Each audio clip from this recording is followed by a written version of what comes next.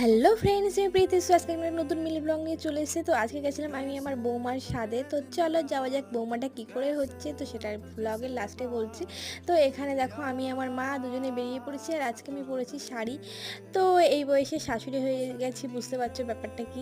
তো তারপর দেখো আমাদের এই বিচ্ছিরি রাস্তাটা দিয়ে আমি যাচ্ছি। তো দেখো যাওয়ার পরে আমরা অটোতে বসে পড়েছি, আর আমার পাশে আমার মা বসে আছে। তো দেখতে পাচ্ছ তো অটো কাকু অটো ছেড়ে দিল। তো স্টেশনে যাই, অনেক কিছু কেনাকাটার বাকি আছে।